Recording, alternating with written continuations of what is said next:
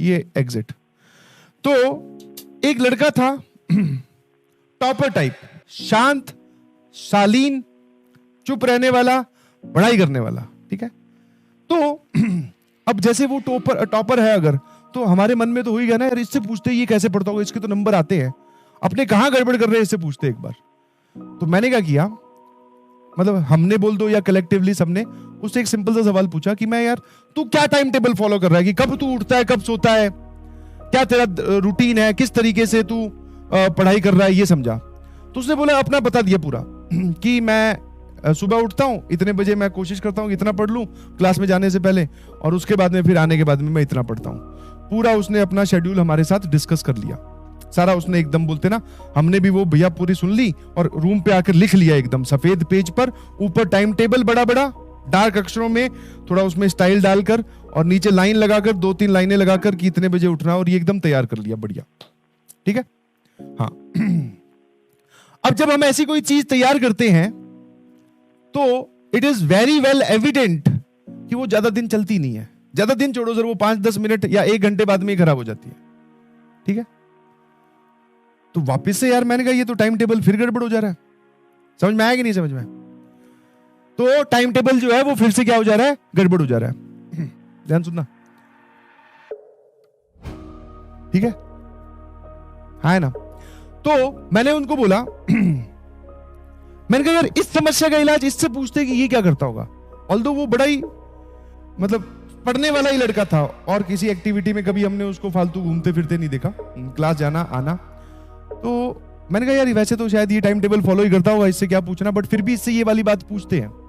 तो हमने जाके उससे पूछा, या मैंने पूछा, मैंने कहा यार ये एक बात बता कि जब ये टाइम टेबल फॉलो ना हो तब क्या करना है वो बता। फिर उसने जो जवाब दिया, that answer is very very very motivating. बोले कि ऐसा तो होता ही है।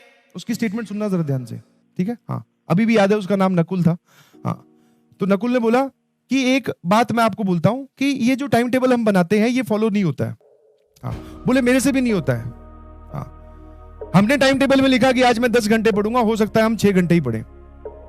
6 घंटे का टाइम मिला, बाकी 4 घंटे जो कहीं और ऑक्यूपाई हो गए, 7 मिले 3 ऑक्यूपाई हो गए। बोले ऐसा मेरे साथ भी होता है। समझ में आया कि जरूरी नहीं कि जो टाइम टेबल हमने लिख दिया वो पत्थर की लकीर है और वो फॉलो होगा ही होगा, नहीं, वो नहीं फॉलो होता। फिर मैंने कहा तू क्या करता है? बोले मैं उस टाइम टेबल को अप्रोच करने की कोशिश करता हूं। समझ में आया? टाइम टेबल को अप्रोच, कि एक स्टैंडर्ड चीज हमने फिक्स कर ली, इसकी तरफ जाने की कोशिश करो। आप सोच रहे हैं कि हम इसके ऊपर ही पहुंच जाएंगे और हमेशा यहीं खड़े रहेंगे, नहीं। एक स्टैंडर्ड लाइन खींचो, इसको बोलते हैं हम आइडियल प्रोसेस या फिर आइडियल लाइन, कि दिन में 8 घंटे पढ़ना है, ठीक है। हाँ नोट्स बनाने हैं, लेक्चर रिवाइज करना है, ये सब चीजें करनी है, हमने लिख लिया। इतने बजे उठना है, फिर घूमने जाना है, 10 मिनट की वॉक। अब जब आपने ये लिख ली तो आपका जो बैरियर है वो ऊपर सेट हो गया।